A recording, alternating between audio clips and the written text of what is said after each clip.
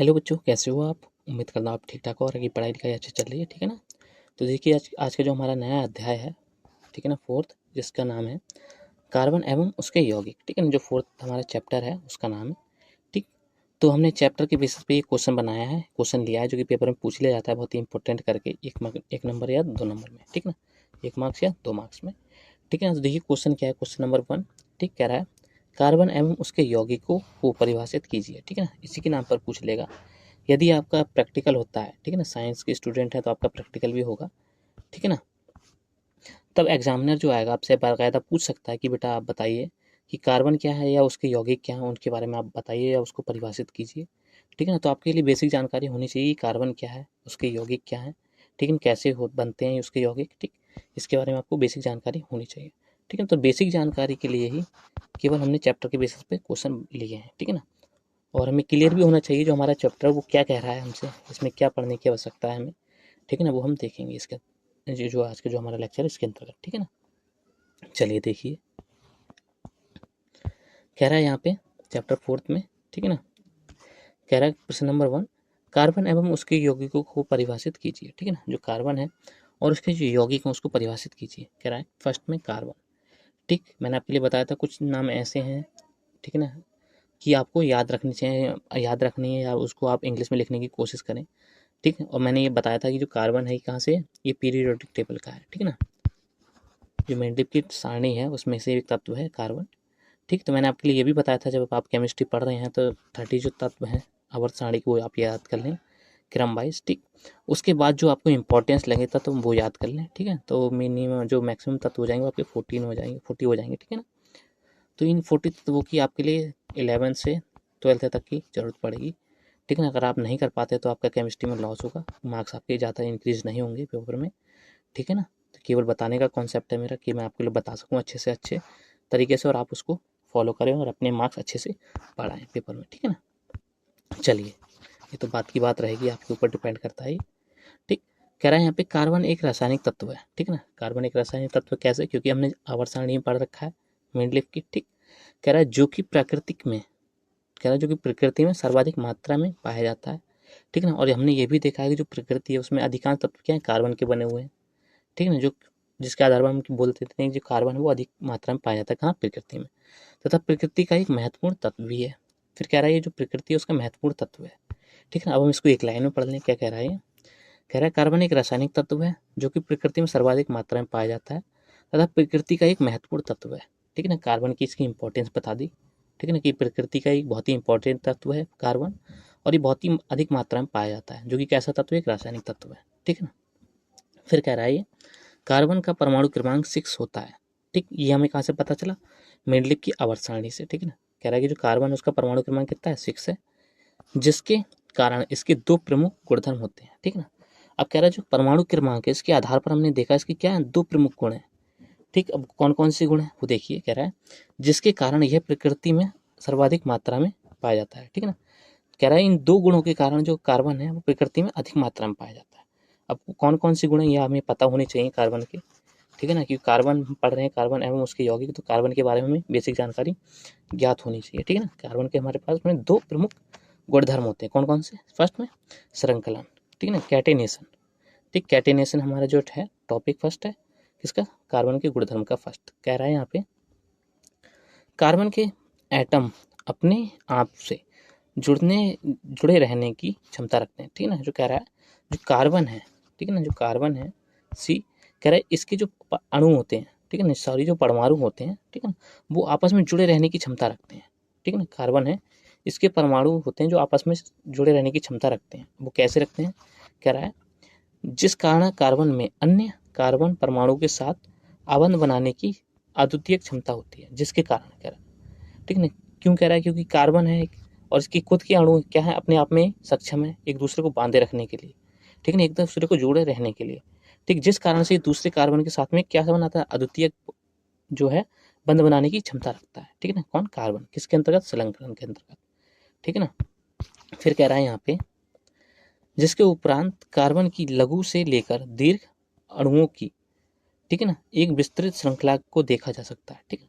फिर कह रहा है जिसके उपरांत जब ये कार्बन है एक अद्वितीय क्या कर रहा है, ये क्षमता रखता है अपने पास में, जिसके कारण दूसरे परमाणु के साथ में या कार्बन परमाणु के साथ में आबंधन बनाने की क्षमता रखता है, ठीक है ना। जिसके उपरांत यदि मान लीजिए इस कार्बन ने इस कार्बन के साथ में बॉन्ड बनाया, ठीक, तो कह रहा है ये लघु से लेकर दीर्घ अणुओं की एक विस्तृत श्रृंखला को दिखा सकता है, ठीक है ना। मतलब हम देख सकते हैं जब उसका निरीक्षण करेंगे कितने कार्बन के साथ में इसने जोड़ रखा है। मान लीजिए ये कार्बन है, ठीक, तो ये कितने कार्बन को अपने साथ में जोड़ सकता है, ठीक है, उस श्रृंखला के लिए हम देख सकते हैं इसके अंतर्गत, ठीक है ना। अब देखिए कौन कैसे जोड़ेंगे उसके लिए आगे देखेंगे हम, ठीक है ना। फिर कह रहा है जिस यहाँ से जिनका आकार ऋजु श्रृंखला, शाखित श्रृंखला या वलयाकार श्रृंखला रिंग के जैसा हो सकता है, ठीक है ना। कह रहा है ऋजु श्रृंखला मतलब क्या, एक सीधी श्रृंखला में, ठीक, एक शाखित श्रृंखला में या फिर वलयाकार श्रृंखला में, कुछ इस प्रकार से, ठीक है ना।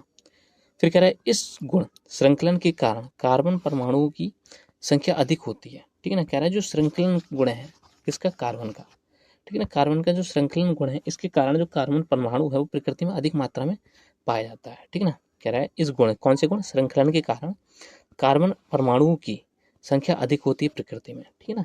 जो श्रृंखलन है इसके कारण ये या तो वलय रूप में अधिकांश पाया जाएगा प्रकृति में या फिर सीधी श्रृंखला के रूप में, ठीक है ना। अब देखिए आगे क्या कह रहा है, कह रहा है जैसे एल्केन्स सैचुरेटेड हाइड्रोकार्बन होते हैं, ठीक ना, कैसी होती है इनकी श्रृंखला, सीधी होती है एकदम, ठीक। फिर कह रहा है एल्कीन्स, ठीक है ना, एल्कीन्स की श्रृंखला कैसी होती है, ये क्या हुई हमारे पास शाखित वाली ये वाली संरचना, ठीक है ना। फिर कह रहा है एल्काइंस, ये भी हमारे पास में क्या आती है, कुछ इस प्रकार की संरचना को दर्शाती है, ठीक है ना, एकदम सीधी श्रृंखला के लिए, ठीक। फिर कह रहा है यहाँ पे ब्रांच्ड, ठीक है ना, जैसे कि मैंने आपके लिए बता दिया कि आपको कुछ शब्द जो ऐसे हैं इंग्लिश में भी याद रखने होंगे। ब्रांच मतलब क्या हुआ, वृक्ष जैसा, ठीक, कि यहाँ से एक तत्व है, एक यहाँ को है, एक यहाँ को है, फिर यहाँ से ये है, कुछ इस प्रकार से कुछ इस प्रकार से, तो मतलब क्या है, इसकी ब्रांचें निकली हुई सारी, ठीक है ना। तो कुछ ब्रांच वाले तत्व होते हैं, ब्रांच की जैसी संरचना को दिखाते हैं, ठीक है ना, और कुछ रिंग जैसी, ठीक। तो ये क्या है यहाँ पे, जो रिज्यू श्रृंखला हुई, शाखित श्रृंखला हुई, बलय श्रृंखला हुई, उसकी तत्व है, ठीक है ना। चलिए यहाँ तक आपके लिए समझ में आया कि जो श्रृंखलन है उसके कारण जो प्रकृति में कार्बन परमाणु अधिक पाया जाता है, क्यों, क्योंकि उसकी अद्वितीय क्षमता होती है। अद्वितीय क्षमता क्या कहती है कि ये अपने आप में तो खुद को जोड़े रहता है कार्बन परमाणु, और साथ में कोई अन्य पदार्थ आ जाए, कोई अन्य तत्व आ जाए तो उसको भी अपने में जोड़ने की क्षमता रखता है, ठीक है ना। चलिए अब देखिए फिर कह रहा है यहाँ पे चतुसंयोजकता, ये इंपॉर्टेंट है, ये जो है ये इंपॉर्टेंट है। इसके कारण हमें पता चलता है कि जो है कार्बन परमाणु ये कितने जो अन्य परमाणु हैं उनको अपने आपस में जोड़ सकता है, ठीक है ना। तो वो कैसे जोड़ेगा देखिए आप, इस चीज़ को आप अच्छे से समझें, नहीं आया तो आप दोबारा समझें, ठीक है ना। कह रहा है यहाँ पे चतुसंयोजकता का मतलब क्या हुआ कि टेट्रा बैलेंसी, ठीक, कह रहा है चतु मतलब चार, संयोजकता मतलब माने संयोजन, ठीक है ना, संयोजन, ठीक, कि चार संयोजन, ठीक है ना। जो कार्बन है वो चार संयोजन वाला परमाणु है, ठीक है ना। कह रहा है कार्बन के इलेक्ट्रॉनिक विन्यास के आधार पर, ठीक है ना। अगर आप 10th क्लास में हैं और इलेक्ट्रॉनिक विन्यास नहीं पढ़ाया जा रहा तो आप एक बार इलेक्ट्रॉनिक विन्यास के बारे में सर से पूछ लें, ठीक है ना, वरना हम अगले लेक्चर में पढ़ेंगे इलेक्ट्रॉनिक विन्यास के बारे में, ठीक है, इलेक्ट्रॉनिक विन्यास क्या होता है, ठीक। तो कह रहा है यहाँ पे कि कार्बन के इलेक्ट्रॉनिक विन्यास के आधार पर कार्बन चार संयोजकता होती है, ठीक है। कार्बन के इलेक्ट्रॉनिक विन्यास के आधार पर चार संयोजकता होती है, किसकी, कार्बन की, जिसके कारण कार्बन चार बॉन्ड को बनाने में सक्षम होता है, ठीक है ना। समझ में आया आपके लिए। कह रहा है इलेक्ट्रॉनिक विन्यास के आधार पर, कार्बन के इलेक्ट्रॉनिक विन्यास के आधार पर चार संयोजकता होती है कार्बन की, ठीक है ना, जिसके कारण कार्बन, ठीक है ना, चार बॉन्ड बनाने में सक्षम होता है, ठीक। फिर कह रहा है जिससे कार्बन कार्बन के साथ तथा अन्य किसी तत्व के साथ एकल संयोजी, द्वितीयक संयोजी अथवा तृतीयक संयोजी आबंधन की क्षमता रखता है, ठीक। ये इंपॉर्टेंट लाइन है आपके लिए, जो कार्बन है वो एकल संयोजी भी बना सकता है, द्वितीयक संयोजी भी बना सकता है और तृतीयक संयोजी भी बना सकता है आपस में, और कार्बन कार्बन के साथ में कैसे बना सकता है, चतुर्थ संयोजी, कुछ इस प्रकार से ये बॉन्डिंग भी ये आपस में बना सकता है, ठीक, लेकिन कब, कार्बन कार्बन के साथ में, ठीक है ना। चलिए फिर देखिए आप, जैसे एकल संयोजी में हमारे पास में आता है CH4, जब आप इसको ओपन करेंगे कार्बन कितने बॉन्ड बना सकता है, चार, ये देखिए एक H एक H एक H और एक H, ठीक है ना। तो ये इसने क्या बनाया, एक बॉन्ड एक बॉन्ड एक बॉन्ड एक बॉन्ड, और इन्हीं बॉन्डों को हम क्या बोल देते हैं, सहसंयोजक बॉन्ड, ठीक है ना, जिसको हम वो इंग्लिश में बोलते हैं कोवालेंट बॉन्ड, ठीक है ना। चलिए ठीक, फिर आगे आ जाता है, यहाँ पे आगे लिखा हुआ है यहाँ पे CH2 डबल बॉन्ड CHCl, ठीक है ना। इसमें क्या द्वितीयक बॉन्ड है, कहाँ पे ये दो लाइनें दिख रही हैं आपको इस प्रकार से, ये द्वितीयक बॉन्ड है, उसको हम बोलते हैं पाई बॉन्ड। इसमें जितने बॉन्ड थे, एक बॉन्ड को हम बोलते हैं सिग्मा, डबल बॉन्ड को बोलते हैं पाई, जिसमें नीचे वाला पाई ऊपर वाला सिग्मा होता है। अगर ये दो बॉन्ड इस प्रकार से हैं तो नीचे वाला पाई ऊपर वाला सिग्मा, ठीक है ना। और अगर एक लाइन है तो उसमें कोई हम क्या बोलेंगे, केवल सिग्मा बॉन्ड, ठीक। चलिए फिर कह रहा है यहाँ पे इसके परिणाम स्वरूप, ठीक है ना, इसके परिणाम स्वरूप मतलब जो हमारे पास आबंधन हो रहा है द्वितीयक, तृतीयक और चतुर्थ, ठीक है ना, इसके परिणाम स्वरूप प्रकृति में कार्बन के यौगिक की विशाल संख्या देखने को मिलती है, ठीक है ना। क्योंकि कार्बन है, किसी के साथ में एकल बॉन्ड बना ले रहा है, किसी के साथ में द्वितीयक बॉन्ड बना ले रहा है, किसी के साथ में तृतीयक बॉन्ड बना ले रहा है, और किसी के साथ में चतुर्थ बॉन्ड बना ले रहा है, मतलब 4 बॉन्ड के साथ में किसी के साथ जुड़ जा रहा है यहाँ पे, ठीक है ना। तो आप देखिए कुछ ही पदार्थ होते हैं जो एकल बॉन्ड बनाते हैं, कुछ पदार्थ होते हैं जो 2 बनाते हैं, और कुछ होते हैं 3 बनाते हैं, लेकिन चतुर्थ कोई नहीं बना पाता कार्बन के अलावा, ठीक है। कुछ ही पदार्थ होते हैं जो बना पाते हैं, लेकिन कार्बन क्या करता है कि हर किसी के साथ में बॉन्ड बनाने में सक्षम रहता है। इस कारण से प्रकृति में जो तत्व है कार्बन के, जो ज़्यादा देखने को मिलते हैं हमारे लिए, ठीक है ना। तो समझ में आया आपके लिए कि 2 पॉइंट कौन कौन से गुणधर्म है, एक श्रृंखला और दूसरा चतुसंयोजकता किसकी, कार्बन की, ठीक है। इस कारण से हमें प्रकृति में कार्बन के तत्व ज़्यादा देखने के लिए मिलते हैं, ठीक है ना। चलिए फिर कह रहा है बी पार्ट में, कह रहा है कार्बन के यौगिक, ठीक है ना। ये तो फर्स्ट पार्ट था हमारा कार्बन क्या है, ठीक है ना, कार्बन को हमने समझा, ठीक। कार्बन के बारे में बताया हमने क्या होता है कार्बन, श्रृंखलन के कारण और चतुसंयोजकता के कारण कार्बन हमें प्रकृति में ज़्यादा देखने के लिए मिलता है, ठीक है ना, और वो अपने कंपाउंड में सर्वाधिक बनाता है, ठीक। फिर कह रहा है यहाँ पे कार्बन के यौगिक में, कह रहा है कार्बन से बनने वाले यौगिक, ठीक। अब कार्बन कौन कौन से यौगिक बना सकता है वो देखिए, कह रहा है हाइड्रोकार्बन, ठीक ना, हाइड्रोकार्बन आप इस तरीके से लिखना चाहें, इस तरीके से लिखना चाहें, दोनों बात एक ही है, लेकिन आप जहाँ पे भी हाइड्रोकार्बन देखें वहाँ इंग्लिश में लिखने की कोशिश करें ज़्यादा से ज़्यादा, ठीक है ना। तो कह रहा है हाइड्रोकार्बन ये ऐसे तत्व होते हैं जिनमें केवल कार्बन परमाणु हाइड्रोजन एटम के साथ मिलकर यौगिक को बनाते हैं, ठीक है ना।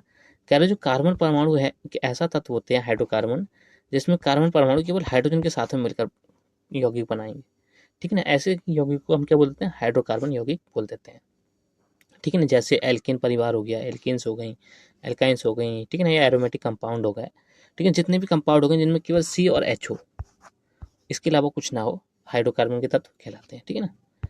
फिर आगे देखिए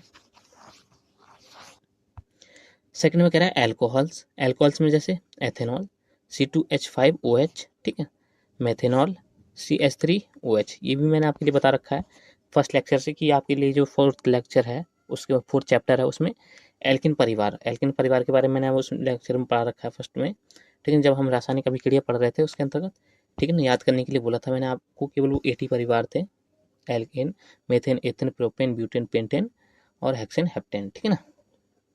ये 8 नंबर के जो थे, 8 एल्केन परिवार थे, ठीक है, उनको याद करने के लिए बोला था मैंने आपके लिए, जिनकी क्या करें, जिनकी अब इंपॉर्टेंस होगी कार्बनिक अभिक्रियाओं के लिए या फिर कार्बन एवं उसके यौगिक में, ठीक है ना। थर्ड में क्या रहा है कार्बोक्सिलिक एसिड, ठीक है ना, जो कार्बोक्सिलिक एसिड है ये भी क्या कर सकता है, कार्बन बना सकता है, कैसे बनाएगा, एथेनोइक अम्ल, ठीक है ना, एथेनोइक अम्ल, एसिटिक अम्ल, ठीक है ना, ये सारे के सारे अम्ल क्या करेगा, हाइड्रोकार्बन जो कार्बन है वो बना सकता है, ठीक है ना।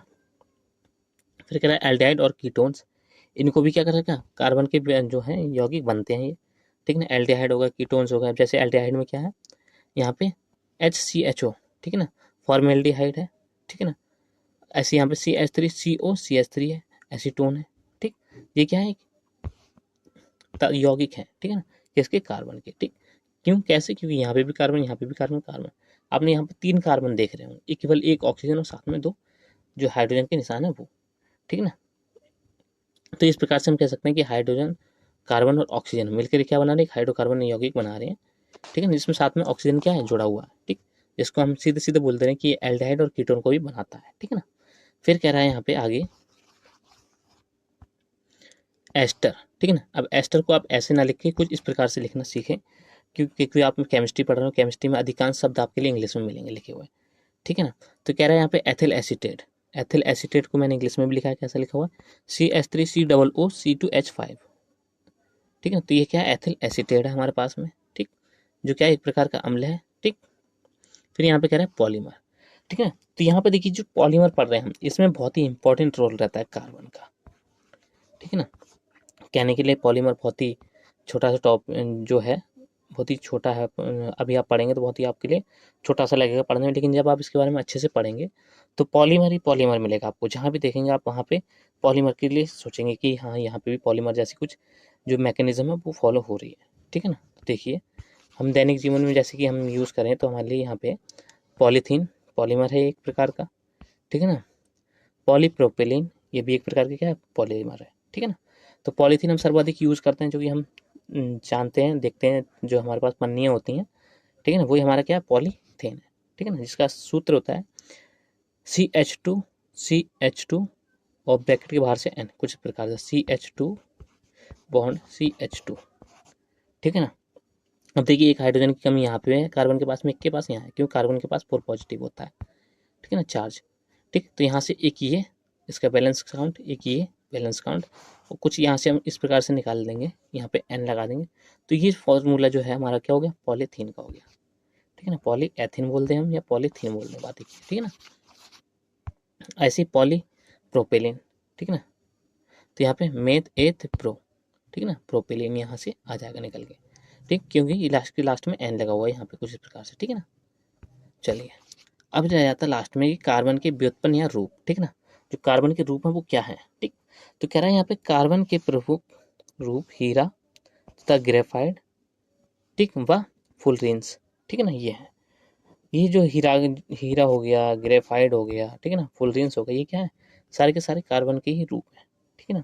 तो आपके लिए अगर अच्छा लगा है तो प्लीज़ लाइक कर लीजिए, ठीक है ना, यहाँ से सब्सक्राइब कर लीजिए। आज के लेक्चर में हमारे पास केवल इतना ही मटेरियल था पढ़ने के लिए, जो कि चैप्टर के बेसिस पे था और बहुत ही इंपॉर्टेंट है कि कार्बन क्या है, उसके यौगिकों को आप परिभाषित कीजिए, ठीक।